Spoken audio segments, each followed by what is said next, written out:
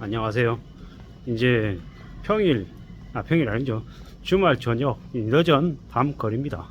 조용히 이제 걸어가면서 영상을 찍고 있는 거고요. 우리가 이제 앞으로 살아가는 삶이 얼마나 참혹하고 어려울지 뭐 이런저런 얘기들을 좀 나눠볼까 합니다.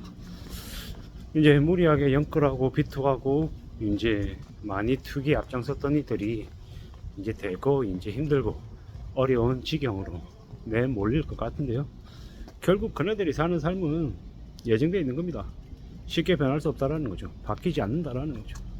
이제 점점 더 참혹해질 거다라고 보면 거의 맞습니다. 과거에도 그랬습니다. 1997년, 98년 그때도 그랬고요. 2011년에서 13년도 마찬가지였습니다. 창피합니다만 저는 2011년에서 13년에 하우스포였습니다. 그 당시에는 지금하고 비교했을 때는 빚의 규모가 좀 적긴 했습니다. 그래도 그때도 1억 5천 2억의 빚이 감당이 안 돼서 속수무책으로 무너지는 사람들이 많았습니다. 제가 아는 지인은 집이 한 4-5채 됐어요. 결국 나중에 어떻게 됐냐, 뭐 그때 이제 많은 어려움을 겪었죠. 뭐 그때만 해도 우리는 뭐 투기를 하는 게 그냥 당연했습니다. 투기하며 사는 사람들이 너무 많았죠. 뭐 저도 그 당시에 뭐 투기하겠다라는 욕심에 빠져서 거짓거리를 한 거고요. 결국은 이제 인과응보고 사필규제이고, 그 당시에 제가 큰 욕심을 부렸던 그 대가를 그 당시에 지불한 겁니다. 뭐 앞으로 이제 무리하게 빚을 진 이들이 똑같이 이제 대가를 지불하게 돼 있는데요. 참으로 이제 충격적인 일들이 벌어질 겁니다. 이미 벌어지고 있고요. 뭐 근데 윤석열 정부, 지금의 정부가 대책이 있냐? 대책이 없죠. 답이 없습니다. 왜 답이 없습니까? 뭐 이제 문재인 정부 때 너무 많은 재정을 써버려 가지고 남아있는 게 없죠. 뭐 결국은 이제 월급쟁이들한테, 유리지갑인 월급쟁이들에게 온갖 이제 세금을 다 떠넘길 텐데요.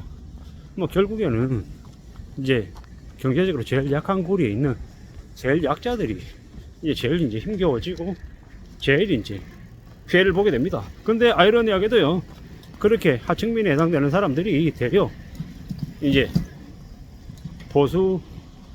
보수를 이제 더 추종하는 그런 말도 안 되는 일들이 벌어질 겁니다.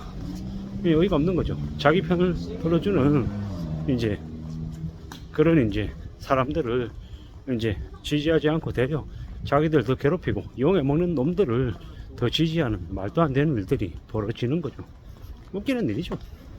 뭐 우리만 그랬던 것도 아니고 뭐 다른 나라도 마찬가지였고요. 앞으로 점점 더 살아가는 삶이 참혹해지고 살벌해지고 어려워지는데, 그러한 것들 관련해서 뭐 세상이 어떻게 흘러가는지에 대해서 제대로 파악하지 못하는 그냥 종편 언론 아니면 보수 이제 극우 유튜브들, 그들이 한 얘기들만 추종하면서 이제 삶을 살아가는 이들이 늘어날 것 같습니다.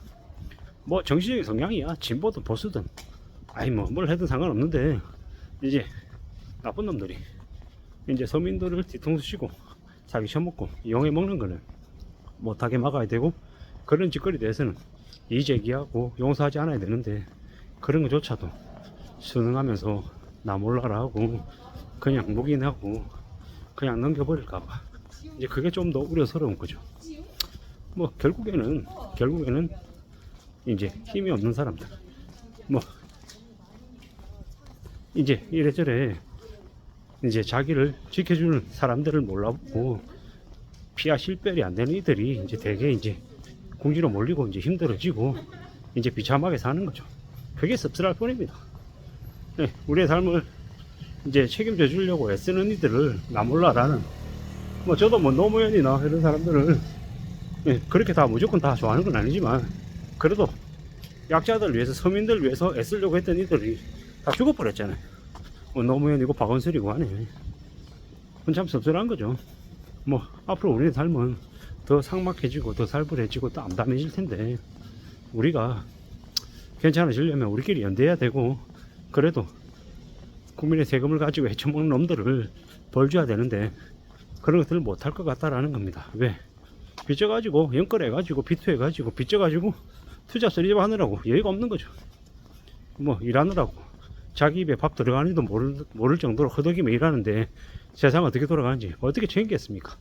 불편하지만 이게 현실인 거죠. 뭐 기득권들이 왜 이제 사람들을 빚지게 만들었겠습니까? 5억, 7억, 10억 벌 수 있다라고 꼬드기에서 대거 빚지게 했잖아요. 2.5%, 2.2% 대출해 줄 테니까 5억 대출해라. 그랬지만 실제로는 어땠습니까? 지금 벌써 이제 대출 이자가 5%예요. 처음 대출 냈을 때보다 이자 부담이 2배 이상 늘었죠. 그네들의 삶이, 영끌한 사람들의 삶이 괜찮을 수 있겠냐고요? 어렵습니다. 감당이 안 됩니다. 결국 시간이 지나면 지날수록 그 충격을 누가 겪냐고요? 가장 약한 사람들, 서민들이 다 지게 되어 있습니다. 이제 그걸 다 알고 있는 기득권들은 그냥 이제 자기 자리 차지하려고 선거철에만 고싱고싱거리고 일하는 척하죠. 뭐 그게 현실입니다. 씁쓸하죠. 앞으로 우리의 삶은 더 참혹해지고 더 삭막해지고 더 길거리에서 묻지마 범죄가 창궐할 것이고 개인화되고 함부로 남들과 인연을 맺지 않으려고 할 겁니다. 이제 그게 이제 앞으로 우리가 맞이하게 될 세상인 거죠. 무섭죠. 참으로 충격적이고 놀라운 일들이 많이 벌어질 겁니다. 강력범죄도 많이 일어날 거고. 왜냐?